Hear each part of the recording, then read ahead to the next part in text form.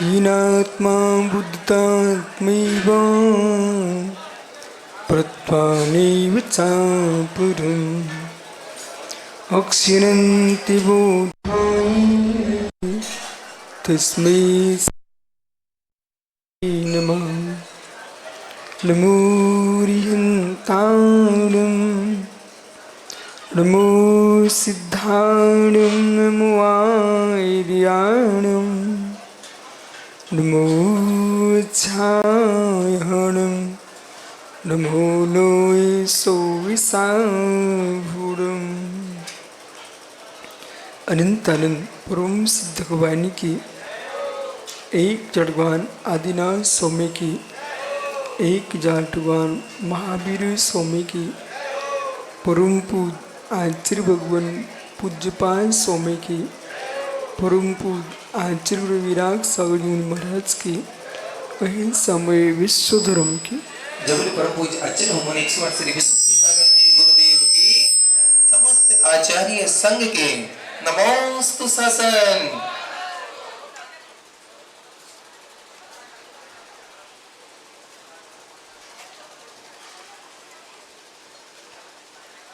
बंधु अंतिम तीर्थेश वर्धमान स्वामी के शासन में हम सही विराजते हैं। तीर्थंकर जिनेन्द्र की पीयूष देशना जिनेन्द्र बाड़ी मनीष्यो जगत कल्याणी। ये सर्वज्ञ शासन नमोस्तु शासन जयवंतो वितराग श्रवण संस्कृति। भगवत अरहत परमेश्वर तीर्थंकर दिनेश्वर देव ने विश्व सुंदरा को वस्तु की वस्तुत्व का सत्याद्भुत प्रदान किया है। संपूर्ण लोक में 3 प्रकार की आत्मा है और 3 प्रकार की आत्मा का भेद करके आत्म ध्रुव के पुरुषार्थ को उद्घोषित किया गया है। अंतरात्मा परमात्मा, पहला बहिरात्मा। जो बहिरात्मा जीव है त्रिधात्मा की धारा जो है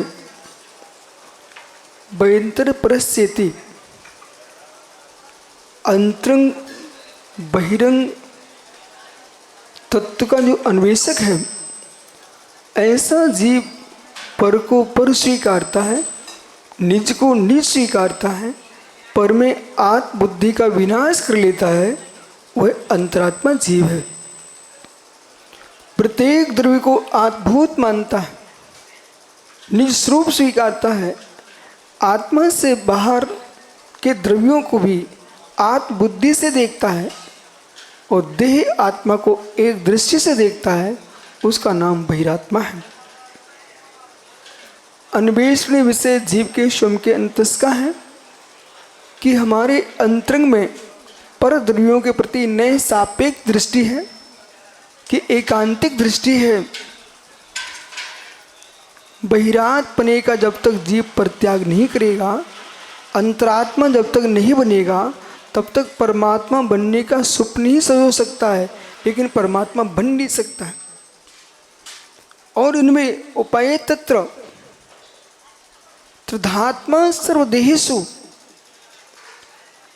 संपूर्ण प्राणियों को त्रिधात्मा का, जो सिद्ध भगवान बन चुके वो भी त्रिधात्मा,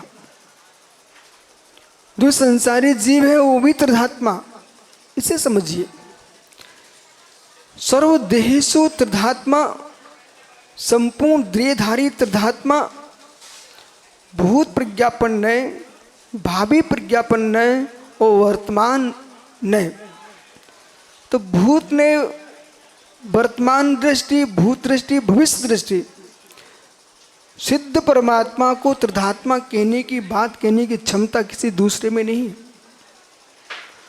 परमात्मा को भी त्रिधात्मा कहना चाहिए, और परमात्मा को त्रिधात्मा कहने से पुरुषार्थ प्रचंड होता है, और इस बात का बोध होता है भगवान भगवान ही नहीं था, भगवान भगवान ही नहीं था, भगवान को भगवान ही मान लिया तो हमारे अंदर भगवान बनने का पुरुषार्थ समाप्त हो जाएगा। भगवान को मात्र भगवान स्वीकार कर लिया तो आपका पुरुषार्थ समाप्त हो जाएगा। पुनः पुनः समझिए, जैन दर्शन कहता है मैं भगवान को भगवान ही नहीं मानता। एक सामान्य जीव को मैं भगवान बनने की सामर्थ्य से देखता हूँ। सिद्ध भगवान भी पूर्व में सामान्य थे, वो भी बहिरात्मा थे, अंतरात्मा हुए तभी परमात्मा हुए। कच्चा माल नहीं होगा तो पक्का कहाँ से होगा? साधन नहीं होगा तो साध्य की सिद्धि कैसे होगी? और साधन जो है साध्य असिद्ध होता है, साध्य असिद्ध होता है, असिद्ध ही साध्य को सिद्ध किया जाता है।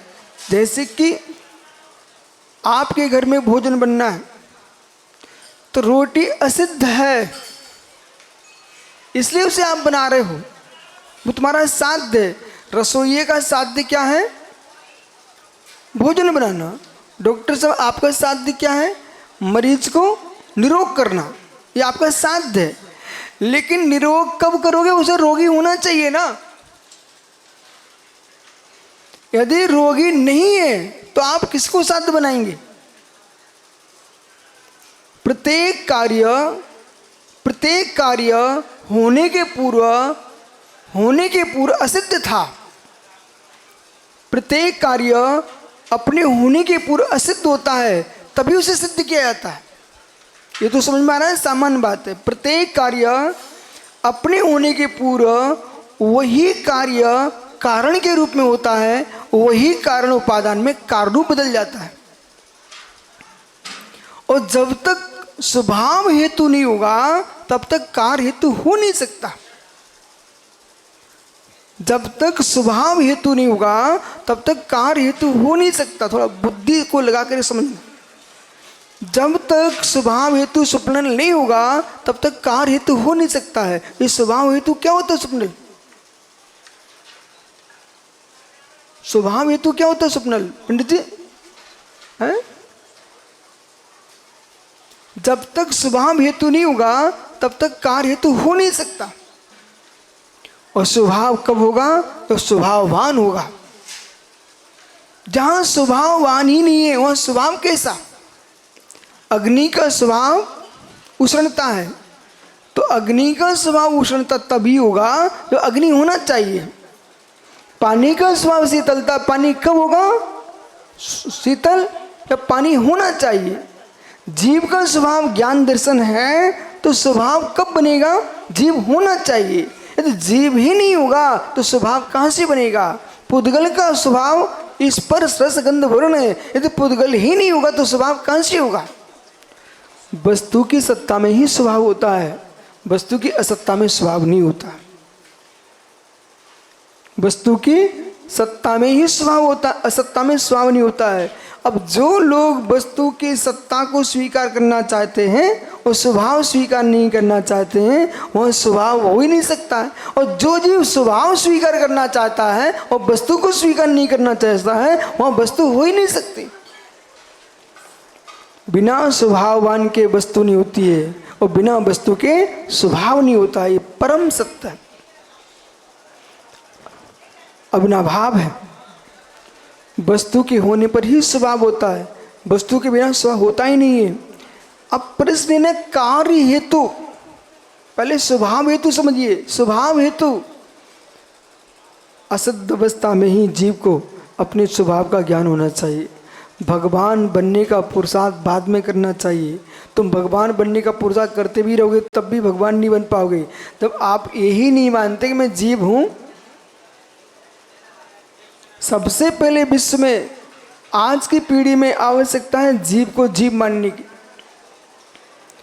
जब तक जीव जीव को जीव नहीं स्वीकारेगा, द्रव्य की त्रिकालिकता नहीं स्वीकार, तो पुरुषार्थ किसका किसमें होगा? जितने वैद्य हैं, डॉक्टर हैं, बड़े बड़े लोग हैं, शैलेंद्र भैया अधिकारी हैं, इनको तो अवभाग्य तत्वोपदेश देने का। आपके यहाँ कोई मरीज आता है, उससे सबसे पहले बोलो भाई मध्य मास मधु का त्याग कर भाई, तभी ठीक हो पाएगा। इसका त्याग किए बिना तुम ठीक नहीं हो सकते हो। और धीरे से कहना, तुम इस शरीर को ही शरीर मात्र क्यों देखते हो? शरीर का उपचार तो मैं कर रहा हूं, लेकिन आप भगवान का नाम लो। तब वो ये मरीज के, तुम डॉक्टर होकर ऐसी बातें कर रहे हो? बोले मैं ठीक कर रहा हूं। बोले क्यों? मैं देह का चिकित्सक हूं, आत्मा का चिकित्सक नहीं हूं। इसलिए आपको बोध होना चाहिए कि मैं शुद्ध आस्तिक हूं, आत्मा को शरीर में विराजमान मानता हूं, आत्मा को शरीर नहीं मानता। क्या विचार है डॉक्टर साहब? आत्मा शरीर में है कि शरीर आत्मा है? आत्मा शरीर है कि शरीर आत्मा है? आत्मा शरीर है कि शरीर आत्मा है?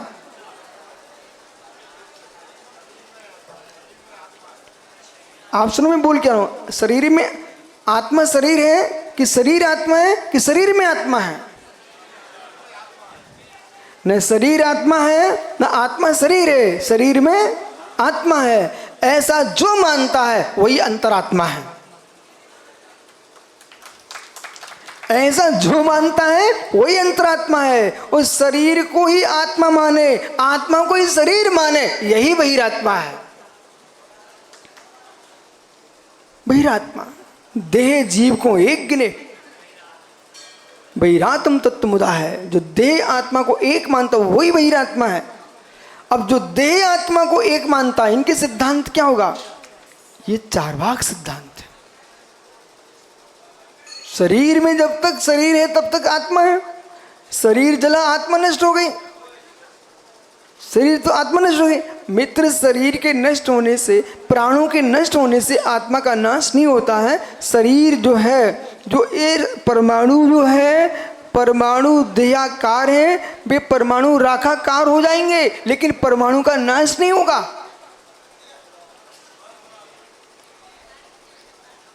धार्मिक व्याख्याएं आपको दार्शनिक दृष्टि से और वर्तमान के विज्ञान को समझ में आना चाहिए। मैं फिर से बोल रहा हूं भैया, शरीर का नाश हो गया, शरीर का नाश हो गया कि आत्मा का नाश हो गया? मृत्यु कौन सी वस्तु है? पहले तो आप विनोद ठेकेदार ये बताइए, मृत्यु क्या है? शरीर का नाश कि आत्मा का नाश?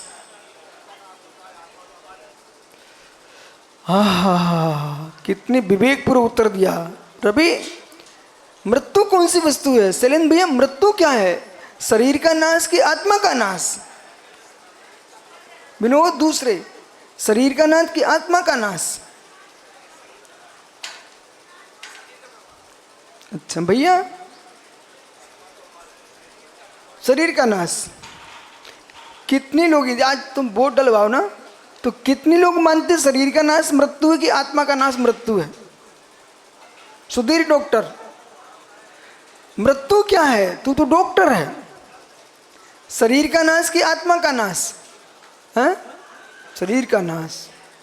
राजीव भैया देख लो इन लोगों को, पूरे जीवन निकले जा रहे हैं, ये शरीर के नाश को मृत्यु मानते लोग। आप क्या मानते हो? बहुत सोच के बोलना। ओहो आज सर, मैं भोला भैया से और मिल लेता हूँ, फिर आपसे मिल लूँगा। भोला, आप डॉक्टर राजीव की तरफ से बताइए, मृत्यु शरीर का नाश है कि आत्मा का नाश है? शरीर का नाश है। बहुत अच्छे। निसंग सा राय क्या? हाँ महात्मा जी, ये भोले जैसे पंडित कर्म कांड को पढ़ने वाले लोग कह रहे शरीर का नाश मृत्यु है। आपका क्या विचार है मित्र? न शरीर का नाश मृत्यु है, न आत्मा का नाश मृत्यु है, तो मृत्यु कौन सी बला है? शरीर का नाश मृत्यु होता होता तो जब जीव निकल जाता है, शरीर वहीं पड़ा रहता है। शरीर तुम जलाते हो, शरीर का नाश कहाँ हुआ है? बोलो, लगाइए दिमाग। टीटू के बेटा, वो बच्चा मुस्कुरा रहा है, बोले ये पंडित लोग हैं, देखो भोले जैसे मोटे लोग क्या बातें कर रहे हैं। शरीर के नाश को मृत्यु मानने वाले अज्ञानी विश्व के महान अज्ञानी लोग हैं, जो शरीर के नाश को मृत्यु मानते हैं। न शरीर का नाश होते ही नहीं है। कहाँ नाश हुआ है? आत्मा निकल जाती है, शरीर वहीं पड़ा रह जाता है। संस्कार आप लोग करते हो, कोई जलाता, कोई बहा देता, कोई गाड़ देता है, शरीर का नाश कहाँ हुआ है? मृत्यु। तो मृत्यु कौन सी वस्तु है मित्र? न शरीर का नाश मृत्यु है, न आत्मा का नाश मृत्यु है। शरीर से आत्मा का पृथक हो जाना मृत्यु है। 10 प्राणों का वियोग होना मृत्यु है, और प्राणों का संयोग जन्म है। तिकाले चुदुपाणा इंदिवल माउआण पाणुया बवहारा सो जीवो रित्सण चेतना दृश्य। देखो भैया राजीव, ऐसा होता है, जो लोग जन्म जन्म से अपने आप को पंडित मानते थे ना, वो लोग यहाँ आके चुप हो जाते हैं, बोले भैया नहीं बोलना हमको। 16 अप्रैल में प्रवचन कर रहा था, वहाँ एक बहुत बड़े विद्वान थे, उन्होंने अपनी सभा में घोषणा कर दी, महाराज जी जो कहें सो सुनते रहना, बोलना कुछ नहीं, तुम बोले तो फंस जाओगे। मित्र ऐसा क्यों? भैया आज से लिख देना डायरी पर, आत्मा का नाश मृत्यु नहीं होता, शरीर का नाश मृत्यु नहीं होता है। नाश किसी वस्तु का होता ही नहीं है, नाश किसी वस्तु का होता ही नहीं है। नाश हो जाएगा तो अवस्तु हो जाएगा, नाश नहीं होता, परिवर्तन होता है। परिवर्तन होता है, विनाश नहीं है, तुच्छा भाव नहीं है, परमन है। जो आत्मा शरीर में, इस शरीर मनुष्य शरीर में है, वो आत्मा स्वर्ग गई तो देव के शरीर में पहुंच गई। पर जो शरीर हमारे लिए भोग का कारण बन रहा था, यदि आपने उसको जला दिया तो राख हो गया। बेही परमाणु दूसरे रूप में परमन हो जाएंगे, दूसरे काम में आने लगते। बताइए ना, वर्तमान इंसान ने भोजन किया, इसके बाद क्या हुआ? मनुष्य ने भोजन किया, इसके बाद क्या हुआ? नाश हो गया ना। ठेकेदार, अब विवेक से बोलना, अब तुम ठेकेदार हो, अब नहीं बोलना। आपने भोजन किया, भोजन करके वो अदर में चला गया, भोजन का नाश हो गया ना, परिवर्तन हो गया। ये बार बार बोलना चाहिए। बोले क्यों? अन्यथा तुम वैज्ञानिकों के नाम लेते रहोगे। ऊर्जा का विनाश नहीं होता है, परिवर्तन होता है। अरे कौन से वैज्ञानिक ने कहा है? उसने एक बोल दी, तुम ऐसी बात कर। वीतराग विज्ञान कब से कह रहा है कि मित्र वस्तु का विनाश नहीं होता है। दीपस्मा पुद्गल भाव तोस्ते, हमारे सूत्रों सुनिए ना, अभ्यास करना पड़ता है सुधीर, ग्रंथों को कंठस्थ कीजिए। दीपस्तमः पुद्गल भाव तोस्ति, ये सूत्र क्या कह रहा है? दीपस्तमः पुद्गल भाव तोस्ति। जो दीपक जल रहा था, सचिन दीपक जल रहा था, नितिन दीपक जल रहा था, दीपक बुझ गया, नाश हो गया ना दीपक का। अब नहीं बोल पाएंगे, अब तो सब ज्ञानी हो गए। दीपक जल रहा था, बुझ गया, उदयपुर ज्ञानी हो। दीपक जल रहा था, बुझ गया, तो दीपक का नाश हो गया ना। है मित्र, जो प्रकाश पर्याय थी ना, प्रकाश पर्याय वो अंधकार में बदल गई है, नाश नहीं हुआ। दीपस तमाम पुद्गल भाव तोस्ती, जो पुद्गल प्रकाश रूप में था वो प्रकाश अंधकार पर्याय में चला गया। बोले कैसे बोल रहे हैं आप? सद्दु बंधु सुमो थूलो संटावीतम छाया उज्ज्वला दवसैया पुग्गल दवस्पज्जाया। ये द्रव्य संग्रह ग्रंथ में गाथा बोल रहा हूँ। द्रव्य संग्रह, द्रव्य संग्रह ऐसा नहीं माना, द्रव्य नहीं, 6 द्रव्यों का समूह। ओह, अब कुछ लोगों की धारणा है क्या? सार्थ सागर, जब मैं द्रव्य संग्रह संघ में पढ़ा दूँ, बोलो इसका ग्रंथ का क्या प्रयोजन है? कोई प्रवचन का विषय बनता है क्या? तो मैंने कहा ज्ञानी तो पता होना चाहिए, संसार में द्रव्य संग्रह से बाहर कोई प्रवचन होता है क्या? प्रारंभ में इनको हमने द्रव्य संग्रह ग्रंथ पढ़ाया, तो एक सज्जन ने सुना क्या पढ़ा रहे हैं गुरुजी? बोले मेरी द्रव्य संग्रह। बोले द्रव्य संग्रह मुझे भी पढ़ना है। उसने क्या समझ लिया, द्रव्य संग्रह कैसे करना पड़ता है। ओहो, द्रव्य संग्रह, तो 6 द्रव्यों के समूह की व्याख्या जिसका नाम स्वप्निल क्या है, द्रव्य संग्रह। तो द्रव्य संग्रह ग्रंथ में क्या लिखा है, सद्दो बंधु सुमो थूलो संठान भेतम छाया, शब्द बंध स्तो सुख संसान भेतम छाया आतप उद्योत। ये पुद्गल द्रव्य की 10 पर्याय है। तो जो प्रकाश था वो प्रकाश पर्याय है पुद्गल की, अंधकार भी एक पर्याय है। तो जो दीपक जल रहा था उसकी बाती थी, बाकी बाती जल गई तो राख बचेगी नहीं बचेगी। राख किसकी हुई, राख जो ना कोई नई वस्तु आ गई है, दिमाग लगाइए। जो राख हुई ना सामने पड़ी है, ये कोई दूसरी वस्तु आ गई है कि बाती बदल गई है, बाती बदल गई है, अन्यथा राख कहाँ से आती। ये तो वैद्य बैठे ना यहाँ पर बहुत सारे, भैया स्वर्ण भस्म, तो स्वर्ण भस्म कहाँ से आएगी, कोई आकाश से आएगी। रजत भस्म कहाँ से आएगी, कंडे की राख, लकड़ी की राख, ये कहाँ से आ रही है।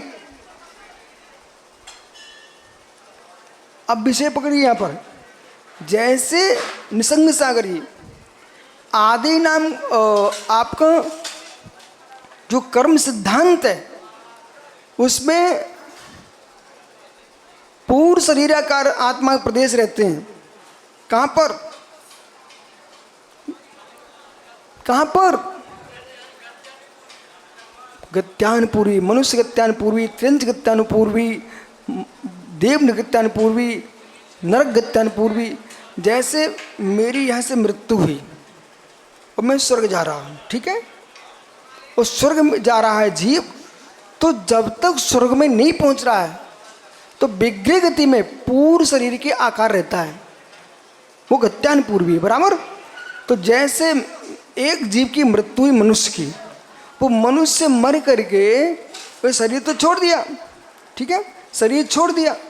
अब शरीर छोड़ दिया, अब जब तक स्वर्ग में देवता नहीं बनता, रास्ते में जीव जा रहा है विग्रह गति में, उसके शरीर के आत्मा के प्रदेश का आकार क्या होगा, पूर्ण शरीर आकार। बहुत बढ़िया, कैसा होगा, अब कैसा होगा, जैसे कि रास्ते में नंगे पैर आप चल रहे थे और चलते चलते आप तो निकल गए, लेकिन जो पैर के चिन्ह पड़े हुए हैं वो किसके,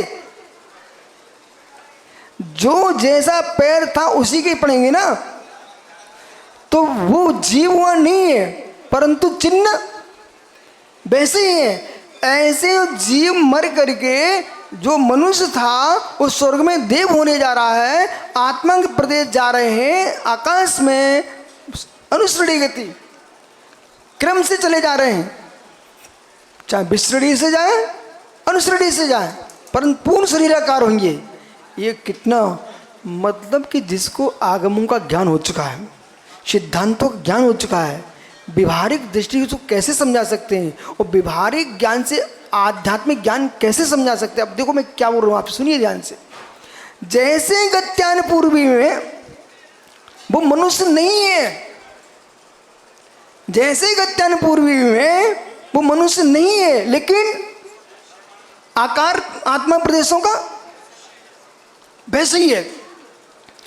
ऐसी डॉक्टर साहब क्या मरीज आया, इन्होंने कहा ये बहुत कमजोरी है इसके अंदर, इसको आप जो है स्वर्ण भस्म चला दीजिए।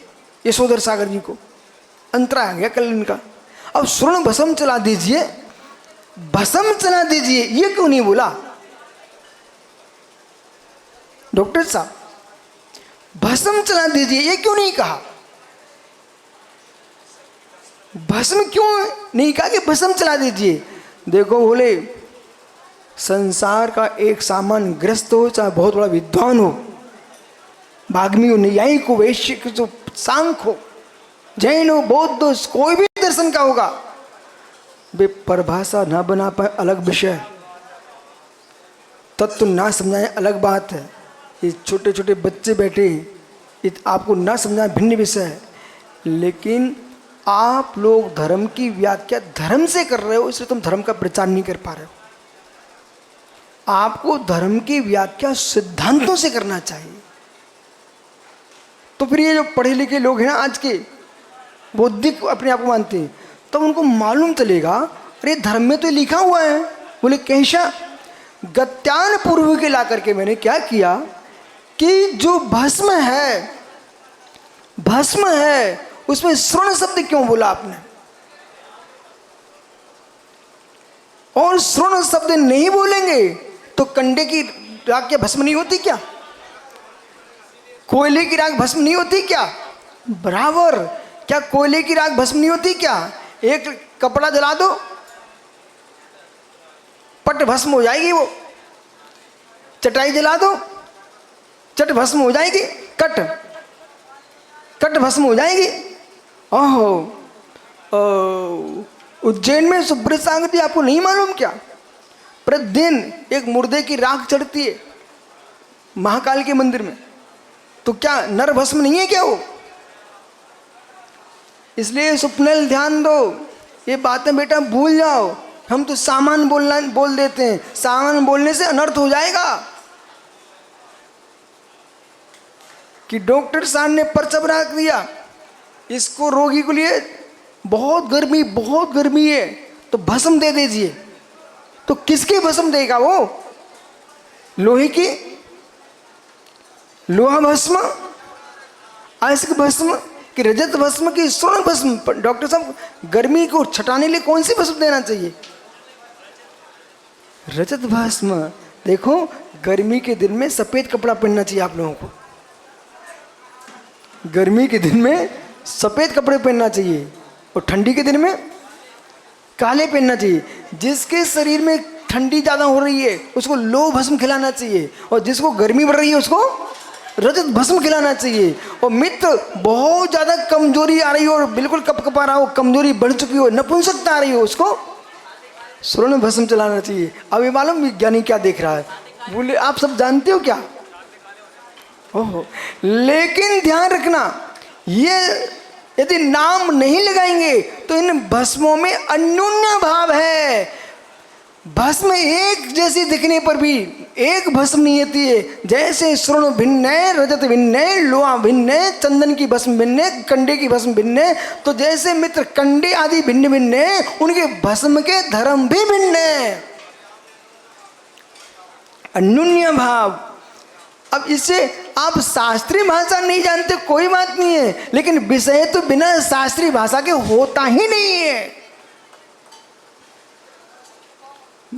लो शब्द जुड़ा हुआ है, स्वर्ण शब्द जुड़ा है। स्वर्ण भस्म मतलब पूर्ण शरीर का नाश हो गया होता सोने का, तो स्वर्ण शब्द क्यों जुड़ा? स्वर्ण धातु का नाश नहीं हुआ है, धातु का परिणमन हुआ है, नाश वस्तु का नहीं हुआ, परिणमन हुआ है। इसलिए ज्ञानियों, देह के बदलने पर आत्मा की मृत्यु नहीं मानना और शरीर के नाश को शरीर का नाश नहीं मानना। शरीर का परिणमन हुआ है। जो आपके 10 प्राण थे तो 4 प्राण थे, उन प्राणों के संयोग का वियोग हुआ है, नाश तो प्राणों का भी नहीं हुआ है। हो वियोग, वियोग। अब यहां पर क्या रसायन नहीं चल रहा है इसमें? जो व्याख्या आप कुछ क्षण पहले सुन रहे थे, सुपलिंग से लेकर भोले तक, सुपलिंग ना भोले तक, इन लोगों ने कहा शरीर का नाश मृत्यु है, शरीर का नाश मृत्यु है। डॉक्टर साहब बोला कि नहीं, लोगों ने ऐसा बोला ना। अब इनको तुरंत ही ज्ञान हो गया, तो इनके ज्ञान पर्याय में परिणमन हो गया।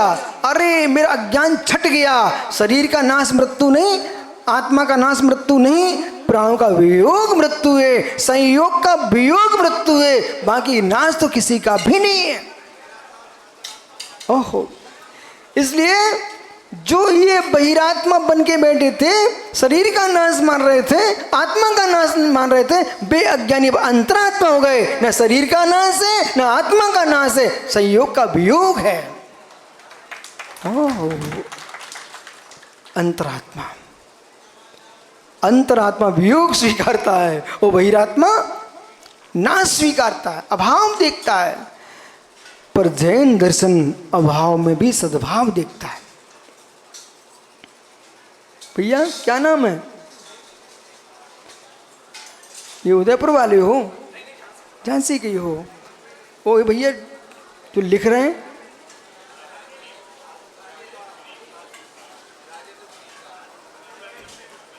मुनीम साहब हैं, पंडित जी हैं क्या? लिखने वाले, लिखो आप तो लिखो। मुनीम साहब लिखते लिखते एक काम करना, मुनि में लिखते लिखते बहुत दिन हो गए, अब मुनि बन के आगम लिखना। आपने सूर्य सागर महाराज का नाम सुना क्या? सूर्य सागर जी ये अंक छाणी परंपरा में आचार्य हुए हैं, सुना ना? ये शांति सागर छाड़ी, फिर विजय सागर, सूर्य सागर, विमल सागर, सुमति सागर, ठीक है? फिर ये उपाध्याय ज्ञान सागर, ठीक है?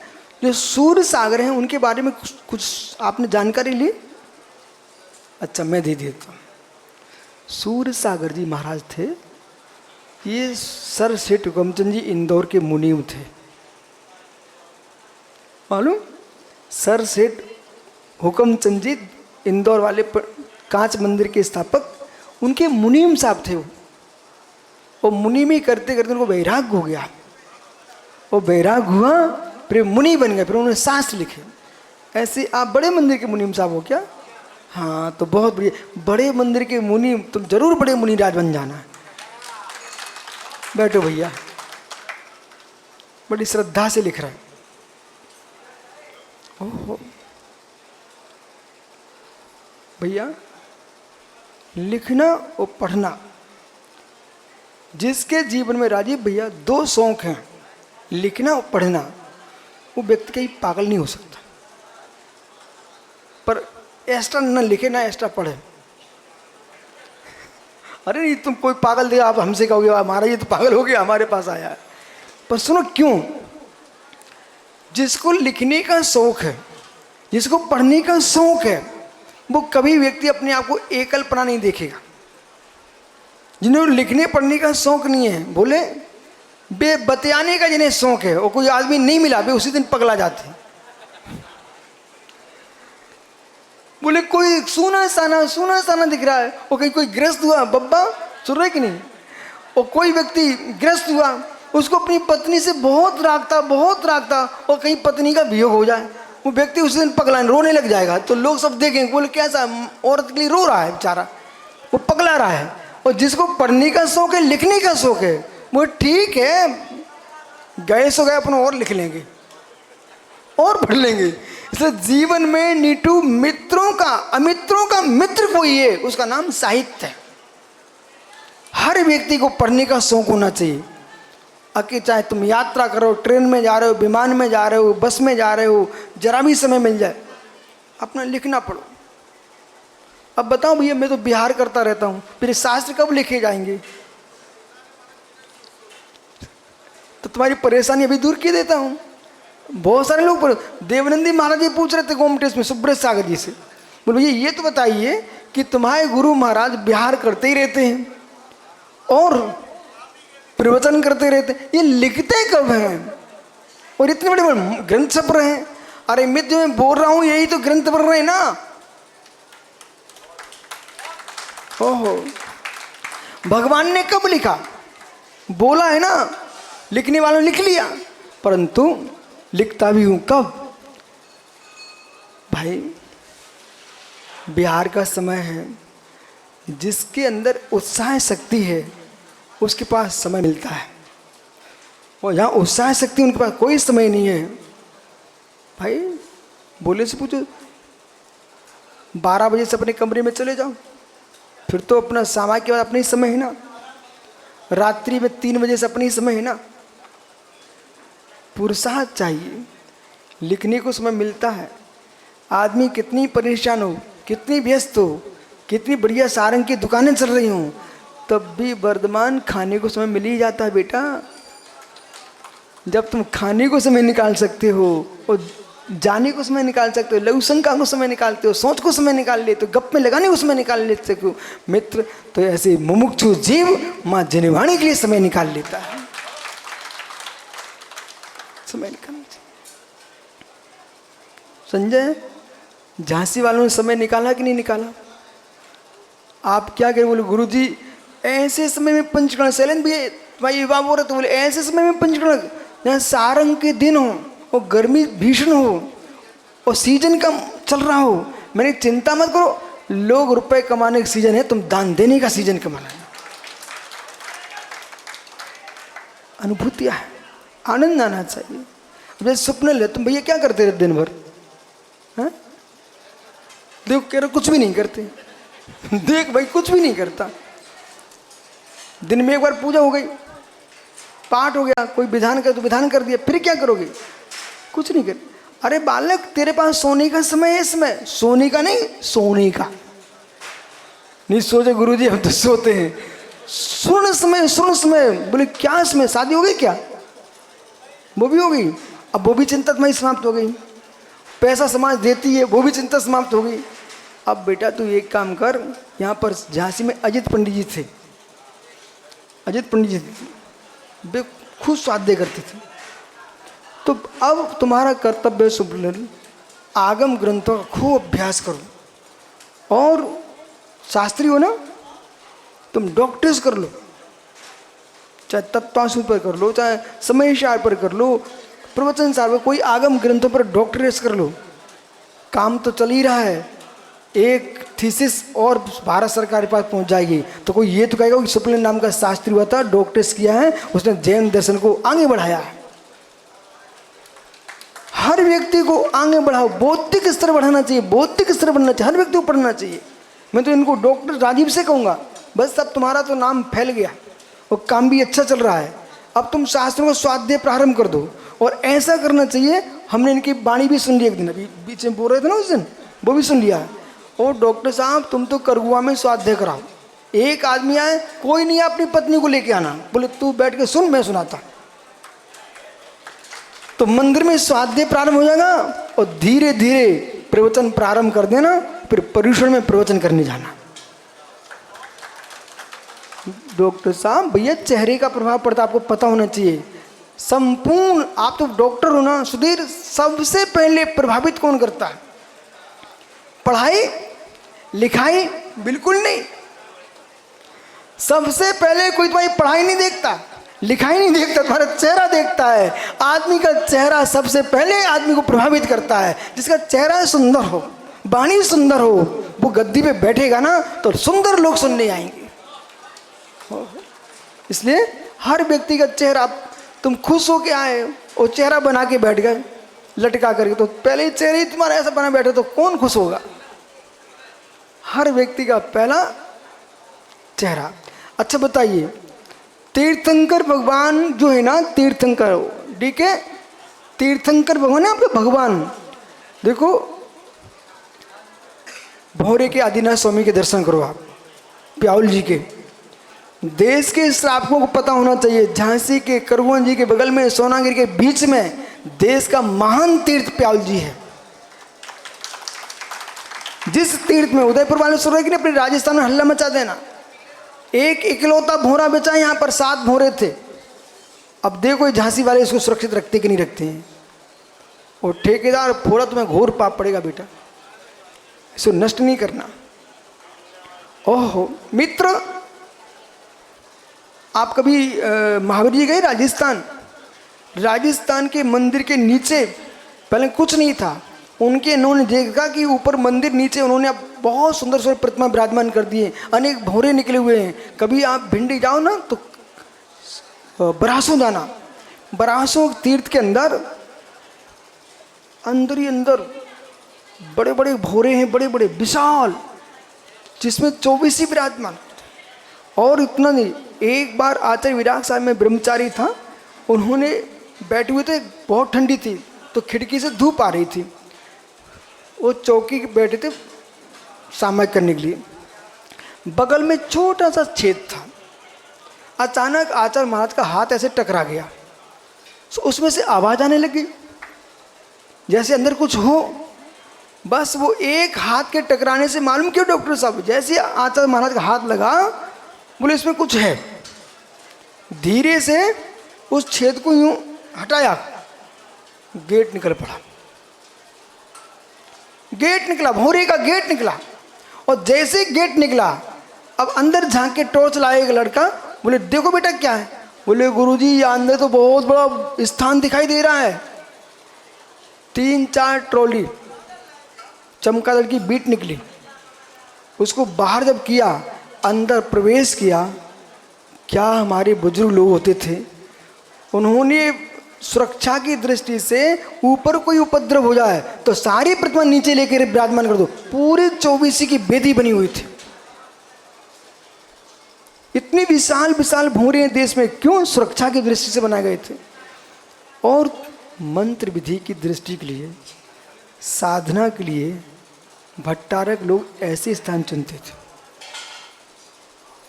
उस साधना की दृष्टि से गर्भालय गूढ़ होना चाहिए, गर्भालय गूढ़ होना चाहिए। और जहाँ गूढ़ गर्भालय है वहाँ की बरगड़ाएँ अलग होती हैं। आप यहाँ मान स्तंभ पे भगवान के दर्शन कर लो, फिर दर्शन करके तुम ऊपर की वेदियों कर लो, इसके बाद तुम नीचे जाना भोरे में, फिर अनुभव करना। ये भीड़ के लिए नहीं बनाए गए, एकांत में शांति के लिए बनाए गए। कितना भव्य कोई श्रावक होगा, कौन से आचार्य महाराज होंगे। एक छोटे से देहात में जरूर यहाँ कोई विशाल समाज होगी। बगल में गोरसा है, चिरगांव है, सोनागिरी जी बगल में है, दतिया है। ये तो मध्य प्रदेश में ना, हाँ दतिया जिले में है। चारों समाजी समाज थी, जितने देहात में ये सब में समाजें भरी हुई थी। वे सारी समय, अब तुम झांसी जाओ तो अब सब बारे बारे हैं ना संजय जी, बारे बारे हैं। तो ये सब बारे बेचारे आए कहाँ से? एक गांव के लोग सब सिटी में पहुंच गए हैं और गांव खाली हो गए।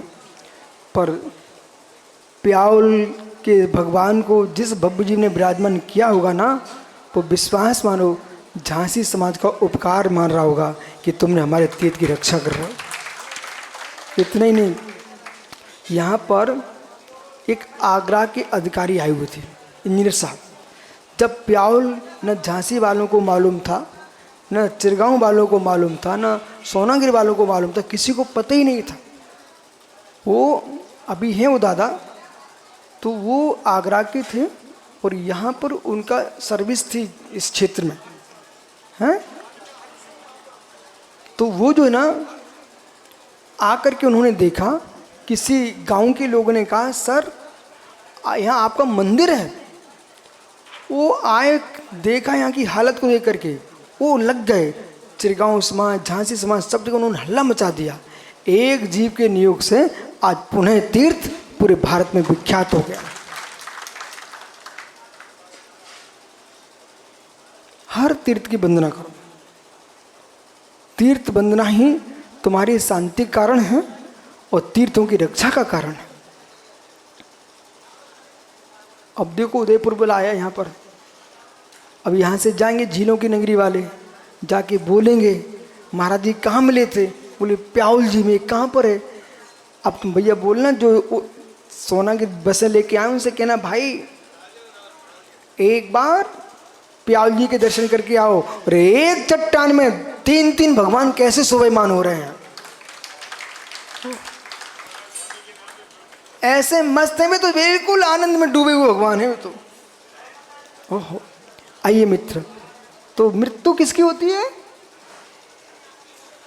शरीर की, बोले कि आत्मा की? हे मित्र समझिए, न मे मृत्यु कुतो भीतिर, न मे व्याधि कुतो विथा, न हम बालो न वृद्धो हम, न योतानि पुद्गले। बोलो मंच भाई जोर से।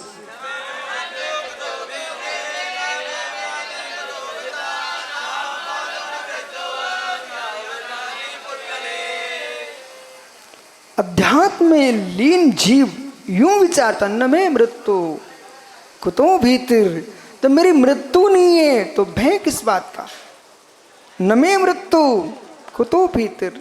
जानियो, ये शब्द बोलना जितना सरल है उतना दृढ़ श्रद्धान होना। उन योगियों से मिलो, उन योगियों से मिलो जिनके शरीर को बसूले से छीला जा रहा हो तब भी ध्यान में लीन हो।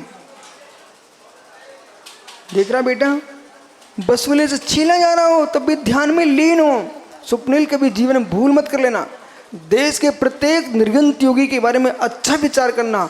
और जो अभिनंदन आदि 500 मुनियों को घाने में पेल दिया, रक्त बह रहा है नदियां, फिर भी योगी धान। 5 पांडव मुनिराज घर में आभूषण लगा दिए तब भी ध्यान में लीन है। इसका नाम है अध्यात्म। शाब्दिक अध्यात्म भिन्न है और जीवन का जीना अध्यात्म भिन्न है। सुबह से शाम तक गर्मी का एक विहार करना चाहिए श्रावक को महाराज के साथ, और सुबह से शाम तक ठंडियों का विहार करना चाहिए एक बार महाराज के साथ, और उपास करके करे तो और अच्छा लगे। अथवा एक आसन करके चले तब उसे मालूम चलता कि सुपले तब कहेगा कि हो शब्दों से व्याख्यान करके निकल जाना अलग विषय है, उच्चर्या में रह करके जीना वो अलग विषय है। तब बोध होगा, वो तो बोध होगा। मैं तो अनुभव कर रहा हूं, वेदन कर रहा हूं। कितनी बार भैया, ये जिनवाणी की महिमा है। जीव को बोलने की ताकत नहीं होती, शरीर साथ नहीं देता, तब भी तुम बिहार करके 10, 15, 25 किलोमीटर चल के गए हो। संजय, आपको पता है मैं झांसी आया था ना पहली बार, तो खूब बहुत सारा चल के आया था। और सुबह जैसे ही करगुआ जी पहुंचा, एक टीटू भाई ने माइक लगवा दिया, बोले महाराज जी प्रवचन सुना दो। और मैं बहुत समझदार हो चुका हूँ कि जैसे वो परखी रहती ना, परखी नहीं जानते आप लोग? हाँ सब जानते। क्यों अचरो नहीं? परखी वो गेहूं के बोरे में डाल दो, देख लो दाने कैसे हैं। ऐसे श्रावक क्या करता, परखी डालता सीधे, वो ये परखी। बोले लगाओ पहले महाराज जी को माइक, फिर कराएंगे आहार।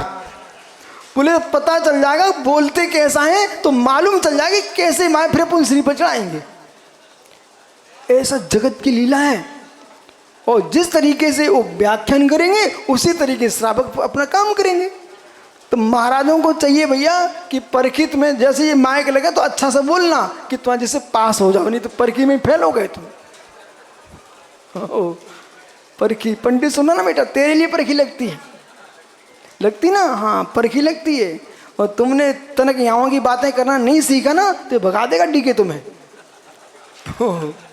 और ज़्यादा की तब भी भगा देंगे हम जैसे लोग। बोलो ये कम कर, अच्छा करो। ओहो, सब जगह परखी लगती, परखी। और सुनो, समाज के पंचों के लिए परखी लगती है। उनने एक बार तुम्हें बना दिया, अगली बार तुम्हें देखते तुम्हें क्या किया 4 साल तक, तुम 2 साल तक, 5 साल तक, नहीं तो फिर ओम नमः सिद्धिभ्या। देश के नेता है ना, उन्हें भी परखी लगती है। बोले तुम ठीक 5 साल के बन गए ना, अगले चुनाव में तुम्हें देख लेंगे। ये सब परखी है बेटा, परखी। पर शादी एक ऐसी वस्तु है सीलबंतों की, वो परखी लग भी है फिर कुछ कर नहीं सकते।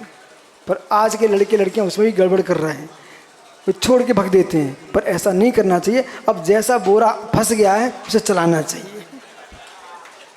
हो समझ रहे ना भाई सौरभ? ये बड़ों सुन रहे कि नहीं? आपने गन्ना देखा?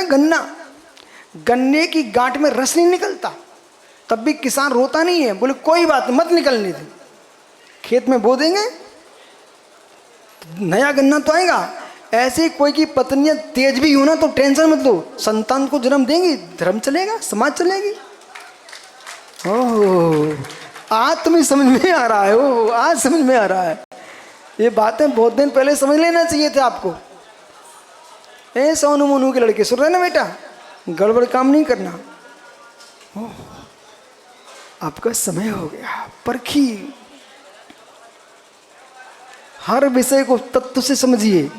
तो अंतरात्मा जीव अपनी मृत्यु ही नहीं मानता। अपनी मृत्यु माने बहिरात्मा। अंतरात्मा जन्म ही नहीं मानता। जन्म आत्मा का माने बहिरात्मा। आत्मा का जन्म नहीं है, आत्मा का मरण नहीं है। शरीर की प्राप्ति, शरीर का संयोग, शरीर का वियोग, 10 प्राणों का संयोग जन्म है, 10 प्राणों का योग मरण है। आज तुम्हारी अज्ञानता बोले नष्ट हो गई। अब तुम बहिरात्मा से अंतरात्मा की ओर जा रहे हो। अभी ऐसे अनंत विषय हैं जिनमें तुम बहिरात्मा बने हो। अब क्रम क्रम से सुनते हुए अंतरात्मा होते जाइए। एक जिन शासन में अष्ट सहस्री नाम का ग्रंथ, और एक आपके पास सत्य शासन परीक्षा, ग्रंथों के नाम ही सुन लीजिए आप। सत्य शासन परीक्षा नाम सुन लिया? कौन सा ग्रंथ? सत्य शासन परीक्षा। ये आचार्य विद्यानंद स्वामी बहुत बड़े धुरंधर न्यायाचार्य आचार्य हुए हैं मित्र, हजारों वर्ष पूर्व। उन आचार्य महाराज ने सत्य शासन परीक्षा नाम का ग्रंथ लिखा हुआ है। सारे विश्व के शासनों की बातें रख करके परीक्षा करके फिर तत्व की निरूपणा की है। ये भी एक भक्त जीव है, उसे कोई परवाह नहीं है। तुम तो करो प्रवचन, हम तो दर्शन कर रहे हैं। ये भी परीक्षा है, सत्य शासन परीक्षा। बोले तुम गुस्सा करते कि नहीं कि हम बीच में आए हैं? और हमारे श्रोताओं को देख लो, हमारे सुनिए छोड़िए, हमारे श्रोता कितने अच्छे गोलू, एक ने नहीं टोका तुम्हारी। ऐसे श्रोता होना चाहिए, नहीं तो ये खड़ा हो जाता भोली जैसा, तो अपना काम करके उतर गया। हो राजीव भैया, मैं छतरपुर में प्रवचन कर रहा था। एक भैया थोड़ा डिस्टर्ब था, जैनी था। अचानक कब आया और सीधा मंच पे चढ़ गया। और मालूम क्या किए? हाँ लला, बहुत अच्छे प्रवचन करते हो। उसने हाथ रखा हमारे सिर पे, करो करो अच्छे करो। इसके बाद समाज देख रही है, बोली क्या हुआ? वो उतर के भग गया। तो भिलाई में कल्पद्रुम विधान हुआ। वो मेन बाजार में चौराहे पर मंच लगा और प्रवचन प्रारंभ हो गया। एक पता नहीं अजैन बालक था, कहाँ से आया कोई जान ही नहीं सका। वो कहाँ से उसने पीले चावल उठाए, वो सीधा समाज देख ही नहीं पाई, हजारों लोग बैठे। वो सीधे चावल लेके आया और उसने मालूम सीधे सिर पे डाले, प्रणाम गुरुजी, करो प्रवचन, भग गया। अब तुम समझते रहो, जो करो। हम बिहार कर रहे थे आचार्य के साथ, बड़े महाराज जी के साथ। बिहार करते करते बोला, मैं बगल में चल रहा, एक बगल में निर्णय सागरी चल रहे, पीछे और महाराज, आगे श्रावक। जो भक्त होता ना, वो अपना काम कैसे करता द्रुत गति से, जिसने निर्णय कर लिया है। एक साधु महात्मा थे, उन्हें पहले से पता चला कि जैन मुनि निकल रहे हैं। उनने अपनी कुटिया में कलसिया में पानी भर के रखा, और जैसे संग आगे बढ़ा, सामने नहीं आए, जैसे ही आगे बढ़ा वो बीच में ऐसे घुसे और पूरी लुटिया उन्हें आचार्य विरासत सिर पर डाल दी। वो बोले जय हो शंकर भोले, जय हो शंकर भोले। वो अपना काम करके चले गए। जब तक वे लड़के दौड़ के, भैया क्या क्या काम?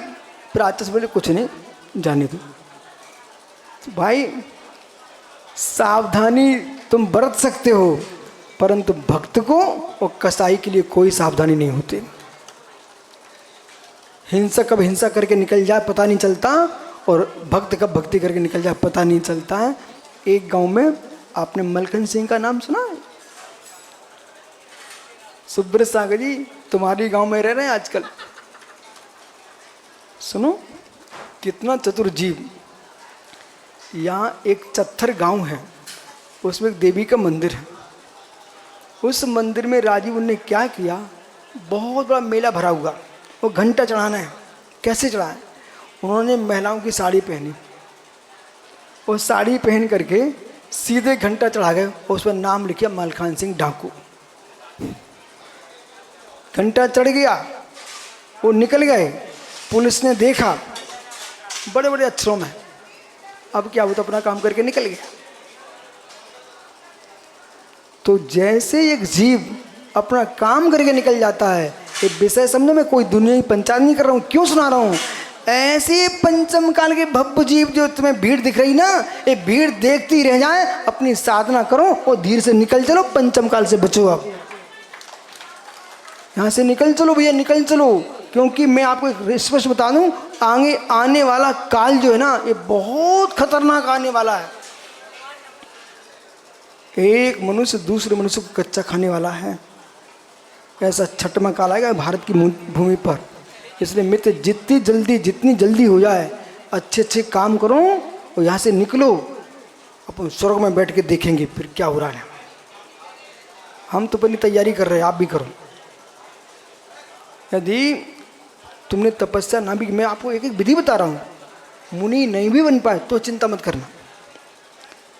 न्याय नीति से जीना और देव सा गुरु की भक्ति करते रहना, सम्यक दर्शन सुरक्षित रहा ज्ञानियों 100% तुम अगले कालों से बच जाओगे, स्वर्ग में देव बनोगे।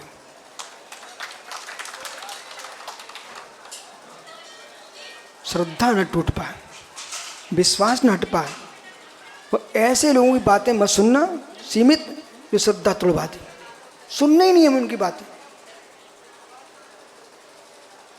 आपने देख कोई ज़्यादा बात करे ना तो मैं धीरे से आगे बढ़ जाता हूँ, वो आगे बढ़ने का मौका नहीं मिले तो फिर मैं अपना माला फिरने लगता हूँ या ग्रंथों का पाठ करने लगता हूँ। बोले क्यों? मैं मुनि बना हूँ, अपने लिए बना हूँ, इनकी पंचायत करके दिमाग खराब करने लिए थोड़ी बना हूँ। ऐसे उपेक्षा। भाई आप मरीज तुम्हारे यहाँ आते हैं, कितनी ऐसी भी आती हैं कि नाजुक स्थिति होती है, उपचार हो सकता आप करेंगे, नहीं होता आगे रेफर कर देते हो, और यदि कहीं चल बसा तो ऐसे तुम प्रतिदिन रोने बैठ जाओगे तो तुम्हारा क्या होगा? उपेक्षा। उपेक्षा। हम उपचार कर सकते हैं पर प्राण नहीं भर सकते। ऐसे मित्र हम आपको आशीर्वाद दे सकते हैं, तुम्हारी साता को असाता नहीं कर सकते, असाता को साता नहीं कर सके, वो तुम्हारे परिणामों पर ही निर्भर है, उपाय बता सकते हैं। और मुनिराज के चरणों में तो हर दिन हजारों श्रावक आते भैया, सुबह से शाम तक। वे अपने दुखड़े रोके जाते, कोई सुख की बातें बता के जाता, सबको सुनकर अंदर रख लेंगे ना तो महाराज की साधुपने की अनुभूति कब लेंगे? अब तुम सब समझ गए संगई जी? मनोज बोले महाराज को बताना व्यर्थ है, कोई काम के नहीं है महाराज। बोले तो इनने खुलासा कर दिया। बोले मैं सुनता ही नहीं हूँ। नीटू ऐसे सुनने लग गया, अंदर रखने लग गया, ये डॉक्टर तो मर जाएगा बेचारे, उसे आगे ही फूट जाएंगे रोते रोते। बोले रोज परेशान लोग आते हैं। नहीं, इसलिए हमारे आगम में लिखा है अज्ञान निवृत्ति, हान उपादान उपेक्षा। ज्ञान का फल है हान उपादान उपेक्षा। बहुत सारे विषयों की उपेक्षा करना चाहिए। जिसको आपकी भाषा में बोलूं ना, भाड़ में जाए। इतना सब बोल तुम हल्के हो गए। अंग्रेजी में लोग बोलते बोले इग्नोर। शास्त्रीय भाषा में कहते उपेक्षा। और अध्यात्म में बोले माध्यस्थ भाव, माध्यस्थ, न राग न द्वेष, माध्यस्थ। अब गर्मी तो पड़ी रही है, ठीक है, आप लोगों ने मन प्रवचन में लगा लिया तो तुम भूल गए अरे कैसी चांदनी लगी थी। याद आई किसी को? नहीं है। नहीं, अब मैं कह रहा हूँ देखो कैसी चांदनी लगी। सब कहाँ देखने लगे? राजेश ऊपर देखने लगे। उपेक्षा। जीवन में मध्यस्थ भाव उपेक्षा भाव के बिना अपने जीवन का आनंद नहीं लूट सकते हो। अपने जीवन का आनंद लूटना है तो मध्यस्थ होना ही पड़ेगा, उपेक्षा करनी पड़ेगी। और साधु जीवन आनंद लूटना है तो चिराग सबसे शून्य होना ही पड़ेगा, जो है आत्म स्वभावम परिभाव भिन्नम। आत्मा स्वभावम परिभाव। आत्मा का स्वभाव परवश तीन भिन्न वीर सोमे की